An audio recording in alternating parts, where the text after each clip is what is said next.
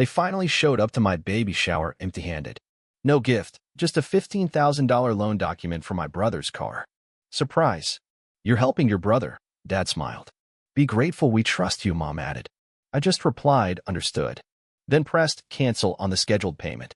15 minutes later, he answered a call, then shouted, What did you sign? They finally showed up to my baby shower. No heads up. No message. Just walked in 30 minutes late, loud enough to pull all the attention from the games and gifts. My mom wore her best, supportive smile, the kind she rehearses when she's trying to look like a parent, and my dad, as usual, didn't bother with pretending. No gift. Not even flowers. Just a manila envelope my dad pulled out like it was a present. Surprise, he said, placing it in my lap like he expected applause. You're helping your brother. I blinked. He gestured to the document inside, a loan agreement, $15,000. Co-signed in my name. For a car my brother had apparently already driven off the lot. My mom chimed in, touching my shoulder like we were sharing a proud moment. Be grateful we trust you. This is a big deal for him.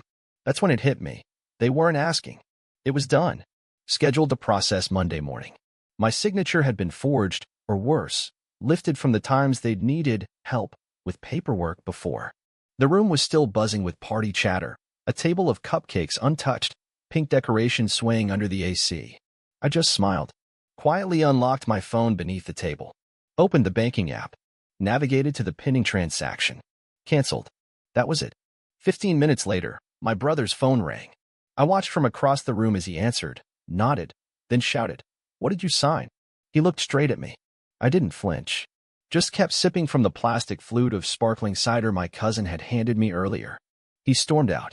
My dad followed.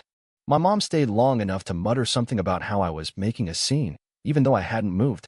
But inside, something had. It didn't hit all at once. That would have been merciful. It came in layers, like peeling back rotten wallpaper and realizing the whole wall is molded. That envelope wasn't the first offense.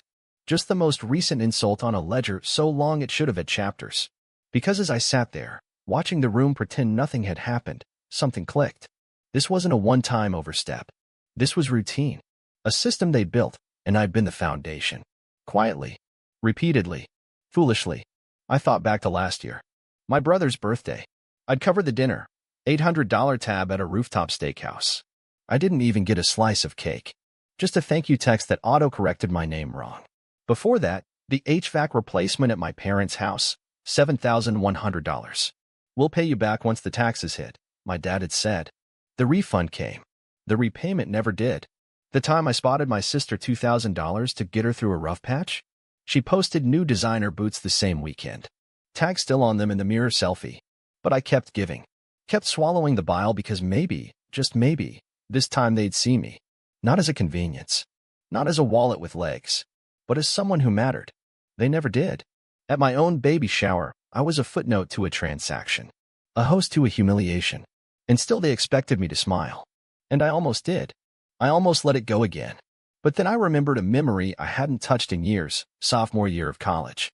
I'd just come home for the holidays, first time after the accident that changed everything. I was quiet, adjusting, learning how to live differently. At the dinner table, I offered to help with dishes. My hand slipped. A plate shattered. My mom laughed, not out of cruelty, but dismissal. Guess some things you'll just never be good at. My dad? Didn't look up from the TV. My brother whispered, You shouldn't have come back. They thought I didn't hear. But I did. And I remembered. I remember being their afterthought for decades. The strong one, which was code for the one we can ignore because he won't explode. I remembered every time they used, You're so independent, as an excuse to never show up. To never call. To never ask how I was doing. Even when I got pregnant, alone, on my own terms, they never offered help. Never sent a card. Barely acknowledged it. But now? Now I was useful again. Now they needed a signature. A safety net. Now they showed up. With a loan document. No gift. No congratulations. No, how are you holding up? Just a forged line on a contract and a guilt trip about family obligation. And that's when I saw the full shape of the thing. I give. They take. I show up. They left me out. I stay quiet. They assume consent. And it wasn't random. It was trained. Conditioned. Expected. Because every time I let it slide, they built the next insult a little bolder. They didn't just disrespect me. They discounted me. They rewrote the story so thoroughly that they believed it, that I was okay with being used, that I liked it, that my silence was agreement, that my understood meant permission. But I wasn't the helper anymore. I was the product, the infrastructure, the financial institution backing their bad decisions. And the worst part? They weren't ashamed. They were entitled. They believed I owed them. Because I didn't scream. Because I didn't fight. Because I didn't pull away when I should have. But I was done. I saw the pattern now. Every flashback that had haunted me, the canceled invitations, the backhanded compliments, the withheld affection, wasn't a fluke. It was a blueprint. And now that I'd finally read it, I was ready to tear the whole thing down. Not out of vengeance. Out of clarity. They didn't see a sun. They saw a solution. But now, the asset was logging out. And they were about to learn what it felt like to lose their favorite resource. They never taught me boundaries. Only guilt. They raised me on obligation. That twisted brand of love where sacrifice is the only currency and silence is proof of loyalty. But they forgot to teach me what happens when that currency burns out. When the silent one finally starts moving. I moved fast. By midnight, I was in bed, laptop open, earbuds in. Maybe monitor app on one screen, banking app on the other. The $15,000 loan had been processed, but not fully withdrawn. They used a shared savings account to legitimize the transaction. An old joint account I'd set up when Dad was between jobs. I left it open out of habit. Their habit of needing help. Big mistake. First step, I froze the account. Second step, I called the credit union, reported the transaction as unauthorized. I knew the system. Worked in systems. I had receipts, timestamps, logins. My name on the account gave me full rights to dispute. By morning, the loan was locked for review. Then came the real cleanup. I opened the financial audit I'd started months ago. A private doc titled Failsafe. A running log of every dollar I'd funneled to my family in the past 5 years. Rent covers. Bailouts. Phone bills. Health premiums. Car repairs. Mortgage overages. Total? $117,000. Not even including the wedding gifts, holiday trips, or emergencies that always seem to happen on 3-day weekends. I started shutting things down like levers in a control room. The car insurance, 6 people under one group policy, mine. I removed them all. Let them get their own coverage at their own risk levels. My brother would be the first to notice when the DMV flagged his expired proof. The streaming accounts, everyone. Gone. Netflix, Hulu, Disney Plus, Spotify family. Years of piggybacking off my subscriptions. I deactivated every shared profile. Even the one my dad cheekily named Family CEO. The cloud storage, my mother's entire digital photo archive was hosted under my drive. Thousands of baby photos, scanned albums, the folder labeled Memories. I didn't delete it. I just downloaded it and moved it offline. Left her a note, available on request. Respectfully. The security system, I'd installed it myself. Their smart locks, their alarms, their thermostat. All wired to my business dashboard. Within minutes, I removed admin access and replaced their control app with a default prompt. Please contact your system provider. Let them call customer support. And then, the kill switch. The trust. 3 years ago, I'd started a legal trust for my child, future-oriented, bulletproof. What my family didn't know was that I'd quietly included them as contingent beneficiaries. Not out of love.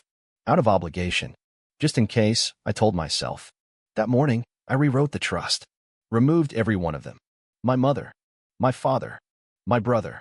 Their names vanished with the click of a key. I wasn't their legacy. I was their fallback. Not anymore. At 10:37 a.m., I got the first message. My dad. Hey, bank saying something about the loan. You fixed that. No punctuation. No apology. Just assumption. At 11:02, my mom followed up. They need your signature again, honey. Don't be difficult. That word again. Difficult. The crime of having boundaries. I didn't reply. Instead, I logged into the auto loan system, submitted a fraud report, uploaded a scanned statement, annotated in red. Arrow to the forged signature. Caption, never signed. Never agreed. Under review. At 1:26 p.m., my brother finally called. Didn't leave a voicemail. Just sent a text 5 minutes later. What did you do? I muted the thread. Then I opened my personal document vault. One by one, I exported copies of every agreement I had ever co-signed, supported, or backed. For legal proof. Just in case. I wasn't cutting ties. I was keeping records. Let them explain to a judge why they forged a signature on a financial document tied to a newborn's future. By nightfall, I'd reassigned all access rights to my baby's emergency fund, moved our healthcare proxy to my lawyer, and rerouted every tech service in their home to a third-party vendor. They'd always said I was so organized, like it was a hobby. No, it was self-defense. And now it was offense. The house of cards they built on my silence? Collapse was inevitable. I just removed the last pillar. The best part? I still hadn't said a word to them. No speech. No fight. No drama. Just one quiet message to the loan officer handling the review. If they contact me directly, please escalate. By 9 p.m., my mom called again. Then my dad. Then my brother. I didn't answer. Because this wasn't the conversation phase. This was the consequence phase. I didn't expect an apology. I expected noise. And that's exactly what I got. It started with the group chat, one they hadn't used since Grandma's funeral, suddenly reactivated like it was a family lifeline instead of a landmine. My mother opened the thread with, "We need to talk. This has gone too far." No subject. No salutation. Just panic in Times New Roman. My father followed with, "You've embarrassed us." That loan was a gesture of trust, not betrayal. Then my brother, barely trying to contain his rage. "You made things worse for me. You should probably look into this before it escalates." They weren't ashamed of what they did. They were frustrated that things didn't go as expected. The messages came in floods, voice notes, screenshots, warnings, accusations. I watched it all in silence, standing in my kitchen, bottle feeding my daughter while they melted down on screen. They thought I'd reply. They thought I'd cave. Instead, I took a screenshot of every message, every accusation, and forwarded them to my attorney. No commentary. Just, as discussed. Here's documentation. An hour later, they switched tactics. Phase 2. Pity parade. My mom started sending sad photos. Her crying. A blurry pic of my dad holding his head in his hands. A snapshot of a casserole on the stove with a caption, "We made your favorite. Please come over." They really thought baked pasta could erase fraud. Then came the messages disguised as confession. "We were just trying to help your brother. He's going through a lot. You've always been the stable one. We counted on that. Why can't you just understand how hard it is for us?" But none of it was about what they did. It was about how I responded. Because in their minds, the real betrayal wasn't the unauthorized use of my signature. It was the silence. My refusal to engage broke them in ways no shouting ever could. They prepared for a fight. They weren't ready for the absence. And that's when Phase 3 hit. They struggled when others started asking questions. I heard from a coworker first.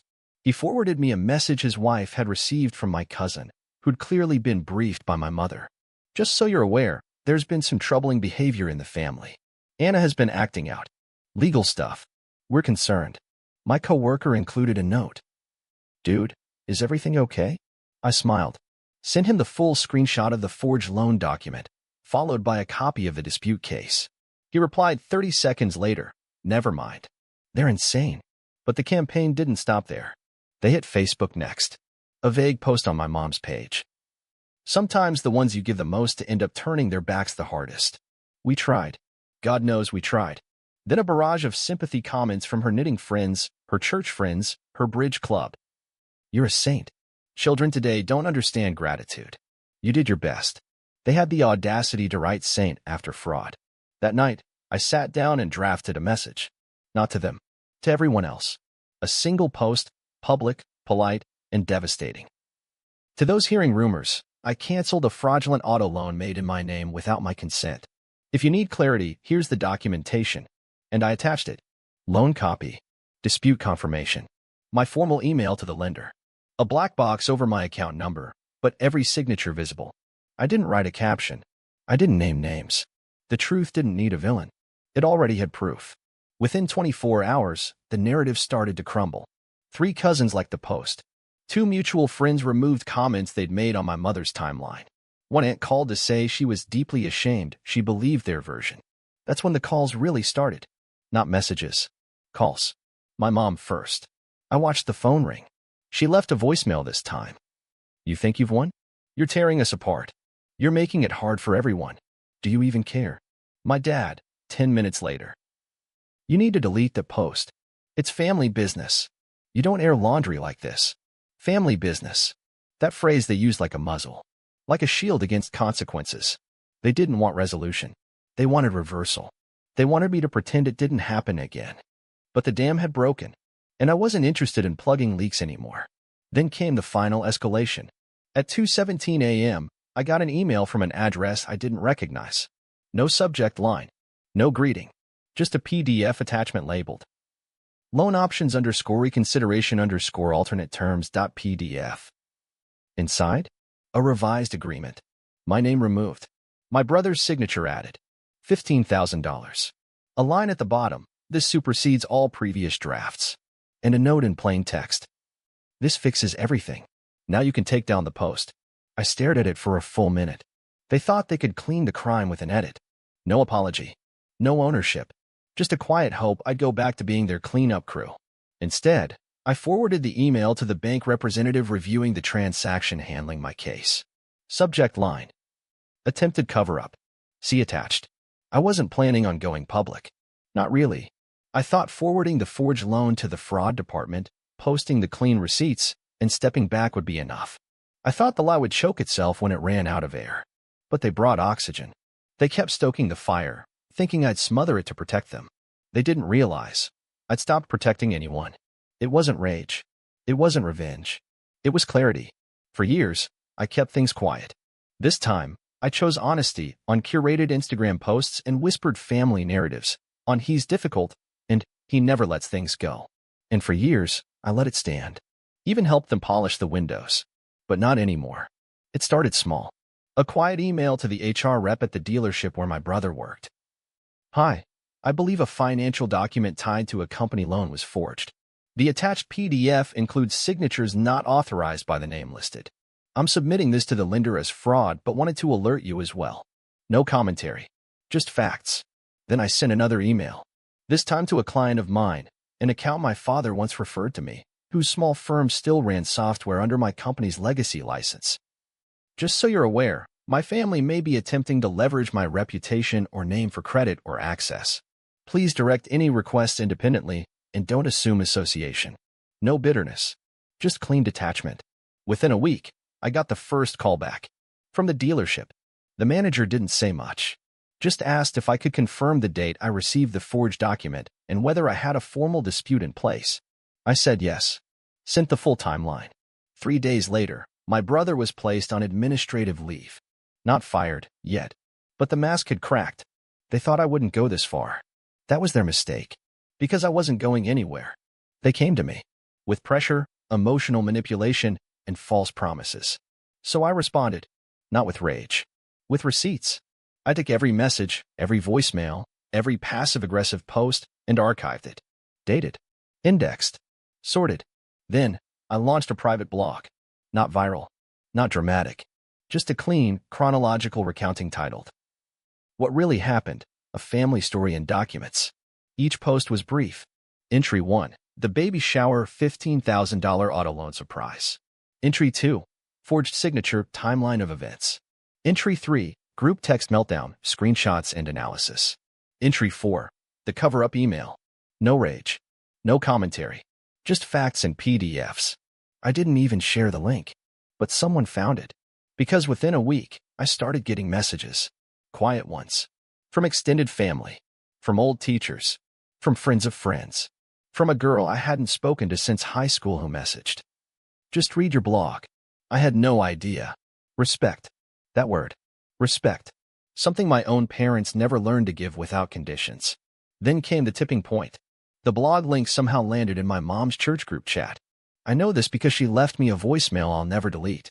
Her voice was shaking, not with sadness. With panic. You need to take it down. People are asking questions. Your uncle called us last night. He said we're a disgrace. What have you done? I hadn't done anything. Just shown the receipts. But for people like them, truth is exposure. And exposure is war. Because in their world, image is everything. They could handle dysfunction, so long as it was private. They could handle pain, so long as it was packaged. But this was naked. And they were terrified. My dad didn't call. He sent an email. One line. I hope you realize you've pushed this family to the edge. I stared at it for a long time. Then replied. I didn't start the fire. I didn't ruin the image. I just stopped covering it. And then I posted that too. Entry 5. The final post. Because that's all it took. I didn't scream. Didn't curse. Didn't beg. I didn't fight them. I just shared the facts. And they couldn't look at it without recoiling. Because the truth wasn't violent. It was inconvenient. And for people who built their lives on curated deception, that was enough to destroy them. They came on a Sunday morning, uninvited, unannounced, just stood on my porch like nothing had happened. My mom wore that forced smile she reserves for manipulation disguised as concern. My dad stayed behind her, arms crossed, like backup she didn't ask for but knew she'd need. I didn't open the door. Just stepped outside and waited. "We want to talk," she started. "You've made your point. Now let us make ours." I said nothing. "You've gone too far," she added. "This has hurt everyone. Some things are better handled privately." My father cut in. "You don't destroy your family over one mistake." That word again, mistake. Forgery. Lies. Manipulation. But to them, just a hiccup. Then came the truth. "We need you," she said. "The loan's frozen. Your brother's gone. We're drowning. Not we miss you. Not we're sorry.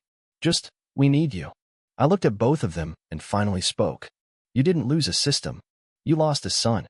They froze. "You brought a forged contract to my baby shower and called it trust. You built this family on guilt and silence, and I lived in it until now. But I have a daughter, and she will never learn that kind of love." My mother's eyes welled up. "So that's it? You're cutting us off?" I nodded. "You didn't lose dinner. You lost me." I handed her the welcome mat she'd once gifted me, cheap metaphor, but fitting. Then I turned and walked inside. No slamming doors. No final blow. Just silence. And this time, it wasn't mine to carry. It was theirs.